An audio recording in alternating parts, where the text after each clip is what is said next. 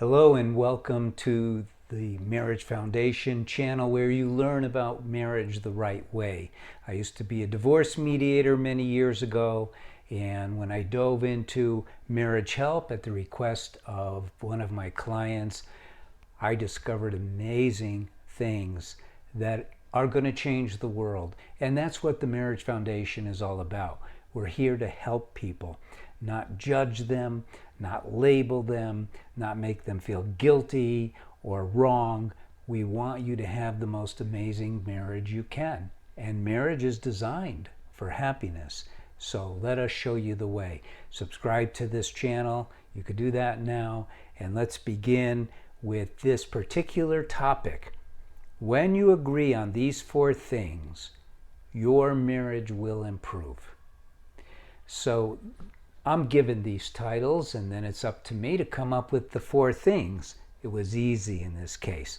Number 1, again, you have to agree on this.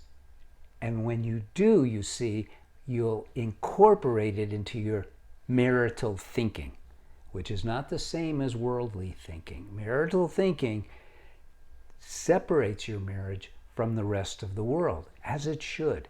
So, number 1, you both got married to be happy and to experience unconditional love. People don't know this simple truth. I didn't know this simple truth. When I first began looking into marriage help, because I wanted to help my couple, I first spoke to my friends, the psychologists who had sent me the business. I was very successful. This was in San Diego, California, in the early 2000s, lucrative practice. And my psychologist friends were all for my helping because they knew that my clients were getting a divorce. And so they said, well, listen to them, help them negotiate through their problems. They said, Paul, you'll be good at this because you have a good mind for separating things out and putting things back together. And I thought about that and I thought, you know what? I guess that sounds good if I want to work with them the rest of my life, but I didn't want to do that. I'm sort of goal-oriented, and I wanted them to have an amazing marriage. I didn't want to just fix this and fix that, and they would have been good with that. I don't know how long they would have remained married, though. And so I said, there's got to be something that we're all missing. And then it came to me after a while, and what came to me was a question. Why do we get married in the first place? Not why do we marry the person that we marry. For most of us, we just fall in love, and it's the next thing to do. But I thought, there's got to be a more universal, cohesive reason. And I asked a lot of people, why get married? And I was asking everybody. I was asking friends, family, people at Starbucks where I'd bump into them, and no one had a good answer. People would say, yeah, well, I married her, I married him because I fell in love, blah, blah, blah. It wasn't what I was looking for. And then it came to me. We get married for happiness. We get married for happiness. We get married to experience unconditional love because nothing brings more happiness. And then I thought, well, how do you bring that into this methodology that I wanted to come up with to help my couple? And I realized that it was the pinnacle.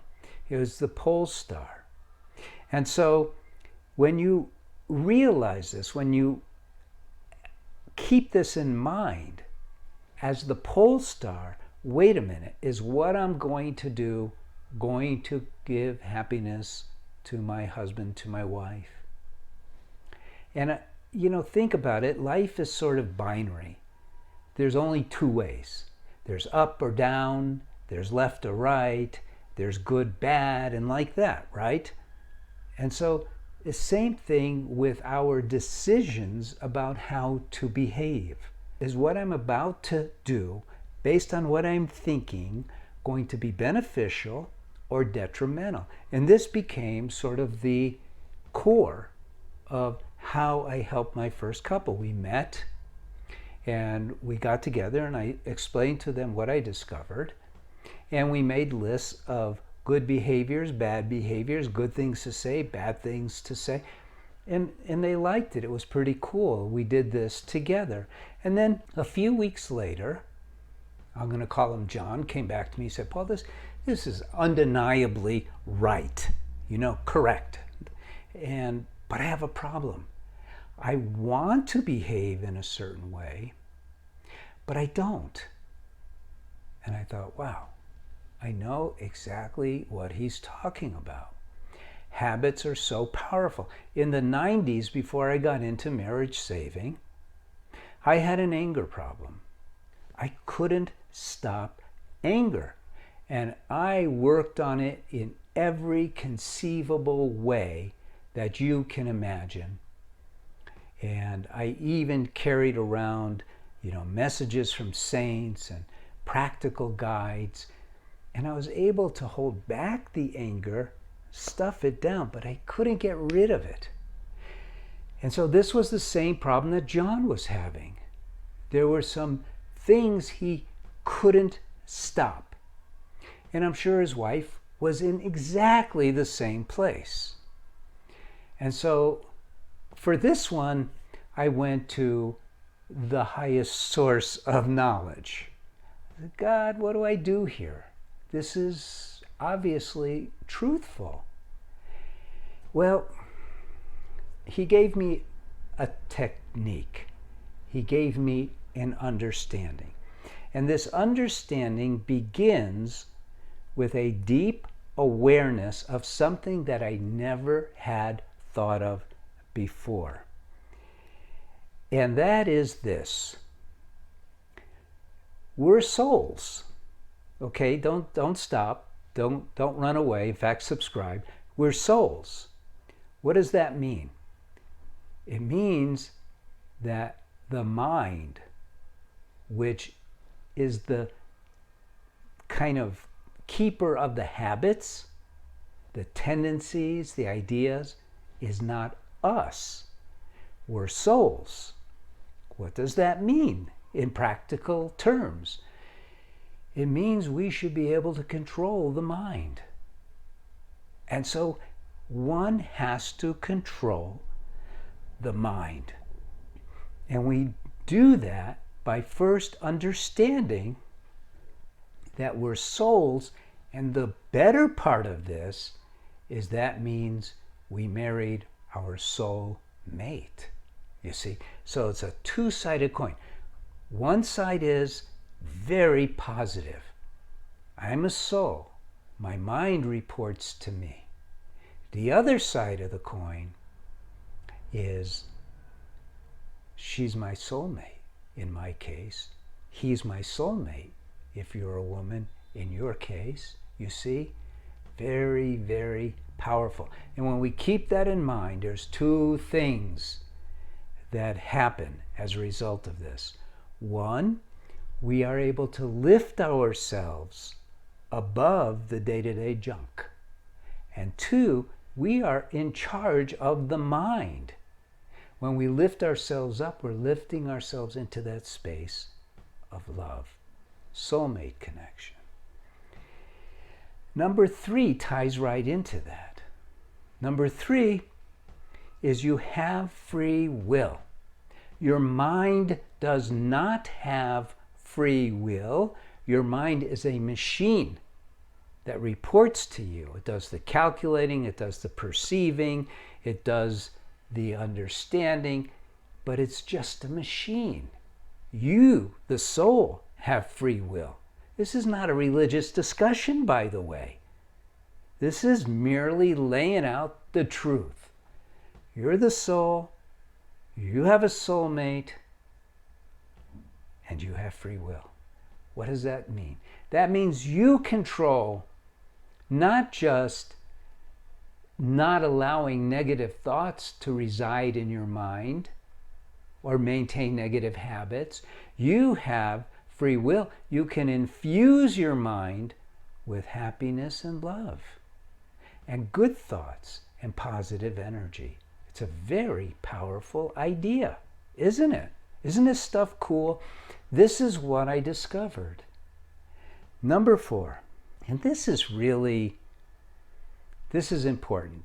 For those of you, maybe some of you will go, wow, my marriage is in trouble right now. I'm looking around for this stuff because my marriage is in trouble. And so then you go to our website and you get hold of the free trial of our course for women or course for men, whatever the case may be, and it'll completely change everything.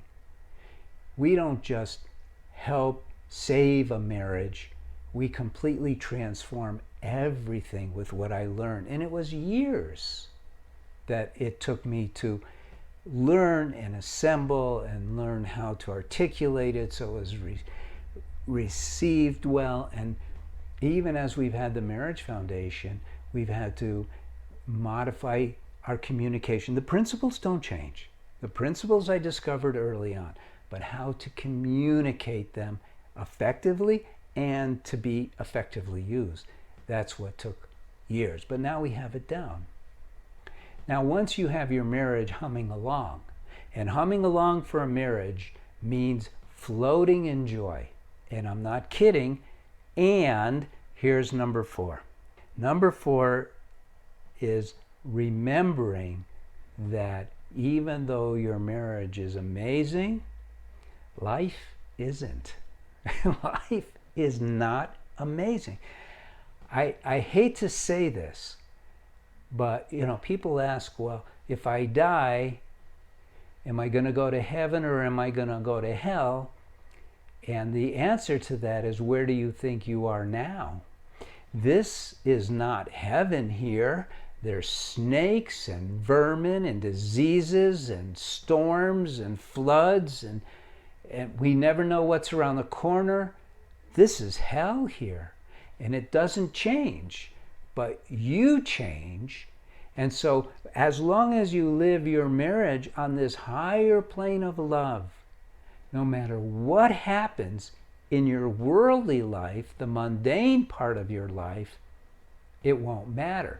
But you cannot think that just by recreating your marriage into this paradise, which is what happens, literally is what happens, doesn't mean the world changes for you. I'm a meditator. I go out, I have a great meditation, and then I'm driving and someone gives me the California one-finger wave. Out of nothing, out of nowhere. That's where we live. So I can get upset about it, or I could just laugh it off without them seeing it, because I don't want them shooting me. But the world is still going to be the world. Our marriage is still our marriage, and they should not be merged together. We should live our marriage on this higher plane, and we teach you all this. And if your marriage isn't in big trouble, you could always get one of my books or just watch these videos, so you subscribe. And what happens is you start living more and more in this plane of joy, because that's what your marriage is intended to bring you. Isn't that sweet? It really is. When you start to really get what marriage is all about, and trust me, it's nothing like what is talked about in the world, your whole life changes. Not just your marriage, but your whole life. Because you have this compartment of your life that grows and grows and grows until it becomes the bigger part of your life. And the mundane day-to-day junk is just mundane day-to-day junk. And you can't wait to see your spouse. You can't wait to hold each other, hug each other, and love one another, and just be together. And it's so sweet. I hope this helps you. I really do. If so, like the video. Leave a comment if you wish. And definitely come and visit again. And definitely let us know what's going on. You know, we have on our website an Ask a Counselor part. You could, if you're having problems, you could write in. It's a free service. You just ask one of our impeccably trained TMF marriage counselors. TMF is the Marriage Foundation. And we're training now marriage counselors. People are signing up all the time. I trained the first batch of marriage counselors in 2011, but we're growing so quickly. I mean, we have over almost 52,000 subscribers now. Maybe by the time you're watching this, we have 100,000, because it's growing like crazy. Because the truth is here. The truth isn't out there. It's here at the Marriage Foundation. Someone had to be the first to bring it out. And you could go to our website and see our approach to marriage, see what our philosophy is. It's a scientific approach. Yes, it is also spiritual, but spiritual is science. You see, everyone goes out of fear. Oh, I don't want to mention anything spiritual because it might be offensive. I don't care. If you're offended by the idea that you're a soul, then that's a problem not for us. Because if you just see it even as just an opinion, at least what we're doing is we're showing you that you have control over your mind. Just because we say it's the soul, that doesn't mean that it's religious. Doesn't matter, even if it were. But it's not. It's not religious. Love is spiritual. It's not tangible, physically, materially. So it is spiritual. It's metaphysical. It's just the way it is. 100 or 200 years ago, you could say that light was spiritual and metaphysical because they didn't understand it. It turns out that it's a very substantive thing, light. It moves in waves. Electricity is particles. Everything is energy. Is that religious? It's just reality now. We're waking up as a world. We're becoming more aware. So make it happen where it counts in your marriage. Happiness and love. Happiness and love. And God bless you. Thank you for visiting. I hope to see you again. I'm Paul Friedman. I'm the founder of the Marriage Foundation. And take care.